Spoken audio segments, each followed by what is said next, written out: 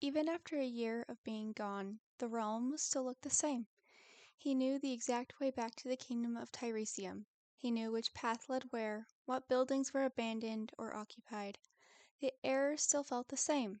The smell of the forest was still the same. Everything was the same. Soran was home. The view of the village came into sight, and the runaway prince paused. It had been a year since he'd been here. He had no idea what people's views on them were anymore. It must have been quite a ruckus throughout the kingdoms. The magicless prince of the woodland kingdom has vanished. And now he was back. Soran took a deep breath and walked into the village. The busy village suddenly fell silent. People who were working stopped to look at him. Whispers rose and started to spread. Soran ignored them the best he could and kept walking towards the castle. People stepped out of the way, clearing the path for the prince. Guards looked at him in surprise, but respectfully stood at attention as he passed through. Soran walked up the steps and shoved the great spruce doors open. The people inside all froze, and after a moment to realize who he was, bowed in his direction. The prince nodded at them and walked towards the woman sitting on a throne at the other end of the room. Her startled and confused expression brought a smile to his face. "What are you even doing here? How are you even alive?" she demanded. "Hello to you too, Mother. You will refer to me with my proper title." "Oh, my mistake, Your Majesty," Soran sneered, dipping into a mocking bow.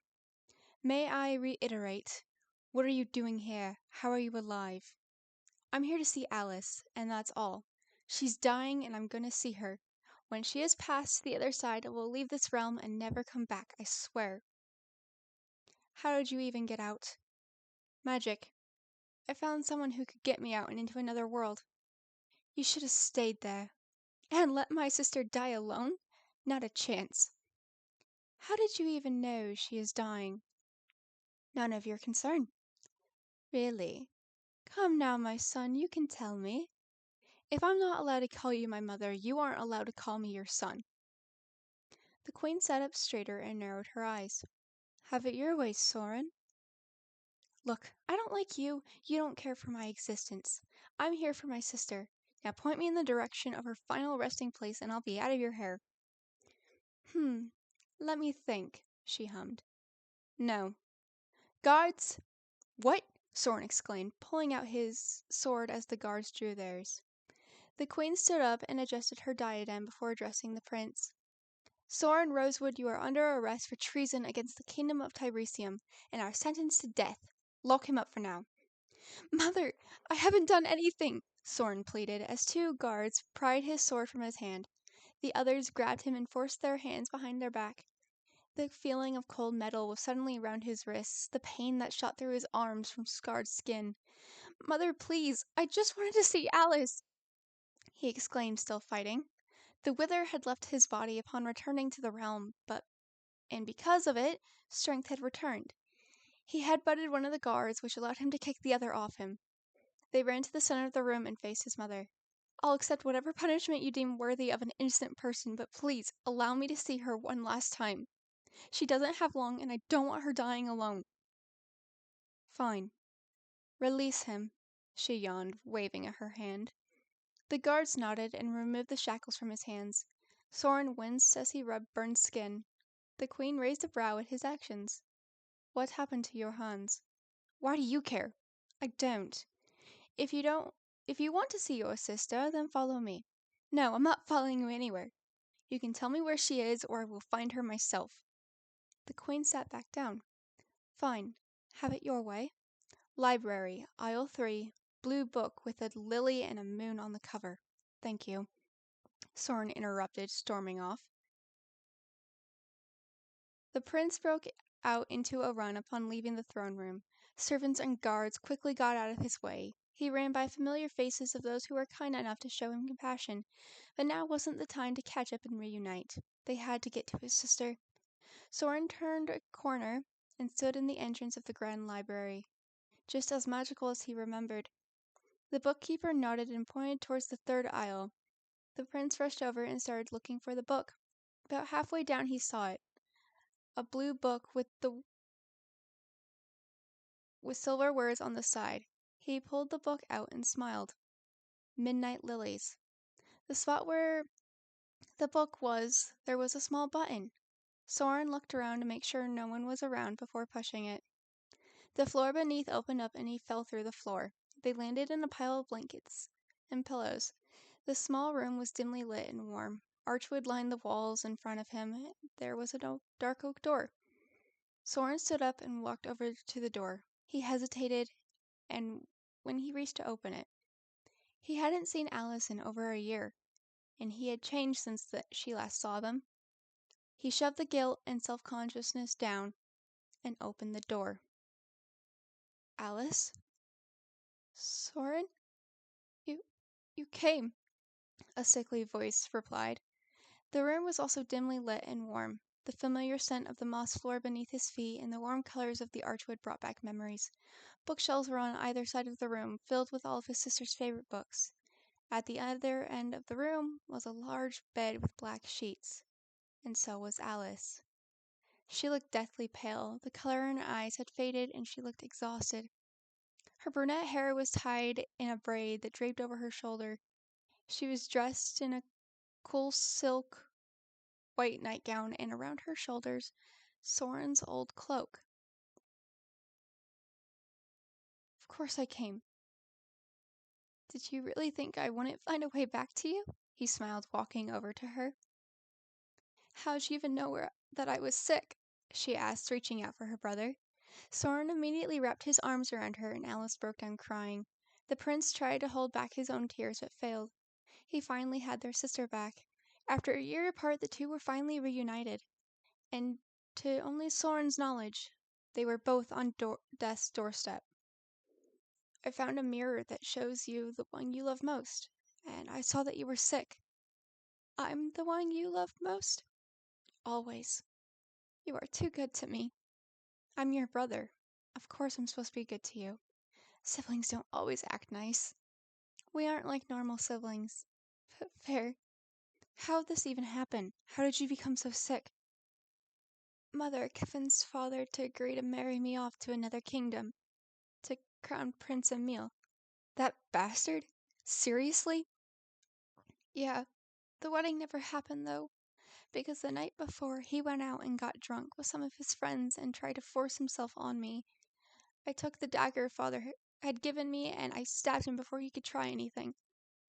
Good. I'm glad you did. But what? How'd you become so sick? Oh, I don't... Soran looked at his sister, concerned. Alice, you're burning up. Keep coughing. Alice, what happened? He got angry and took his own sword and ran me through with it. I think the sword was laced with nightshade, but I could be wrong. Oh, shit. Okay, that makes sense now. It's gonna be okay, Alice. Is it? Yes, I'm here, and soon you'll be in a wonderful place where nothing can harm you. I'm just sorry I wasn't here to protect you. You don't have to protect me. I'm your older brother. It's my duty to protect you. I failed. But you're here now, and I'm not going anywhere. How did you even get here? I found the gateway of the phoenixes in the world I was in. The world where elves originated from? I figured out how to open it for a fraction of time. Can you get back home? I don't know. Why risk it then? Because I love you, Alice. You are my sister and my world. I'm lucky to have you as a brother.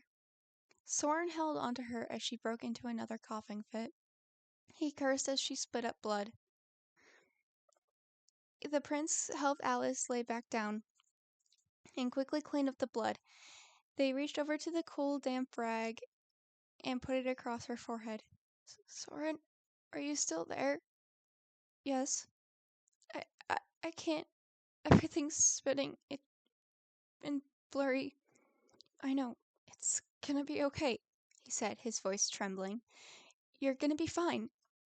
Soran, I'm scared. Shh, don't be. I don't want to go, she cried. I know. I don't want to leave you. Don't make me go. You won't be alone for very long. What? Alice, I'm also dying, but not as quick as you. We will reunite one day, I promise. You're dying too? Wait. Yes. Can you do me one last favor? I, I can try. Will you wait at the gates of Valinor for me? Always, she smiled. Then sleep. Close your eyes and sleep. Hold me one last time. I can do that. Soran gathered Alice in his arms once more and held her close. She closed her eyes and listened to the beat of her brother's heart. The flames from the candles flickered and then blew out, plunging the room into darkness. The princess went limp in the prince's arms. Soran tried to keep it together, but once he shook her and got no response, broke down crying. His sister, his world, was gone. The sun had burnt out, and the moon was left to deal with the stars of the drowning sky alone. Soran looked up as if he were looking up to the gods. Please, take her. Don't let her body rot in this world. Take her body and soul and keep her safe, I beg of you. As if to answer, a soft white glow appeared over Alice's body and she slowly disappeared into the air. Now the prince was alone in his sister's final resting place. He lowered his head, knowing what was awaiting him as soon as he left this place. They walked back to the ladder and climbed back up. The second he got back into the library, he was grabbed by soldiers. He tried to fight back, confused as why they were just waiting for him. Ah, ah, ah, ah! You promised you would accept the punishment of treason after she died. Stop fighting, the queen cooed. You didn't even give me a chance to grieve. You can grieve behind bars. Take him to the dungeon. Go to hell! She snapped her fingers and the soldiers dragged him out of the library. Before they turned the corner, Soran's eyes widened. He saw as his mother stepped into the shadows behind them. Clearly no one else saw the queen use dark magic. The discovery threw Soran off so much that he gave no struggle. People he once knew and respected led him down to the dungeons, purposely passing by people that looked up to Soran. A guard that was friends with him moved to intervene, but the prince shook his head no. They stood down, but they were not happy with it at all. The walk towards the dungeons felt longer than before. Maybe it was because this time he was the prisoner, not the one checking in on someone. The guards turned the corner and walked down all the way down to the end of the hall. The cells were empty, cold, and dimly lit.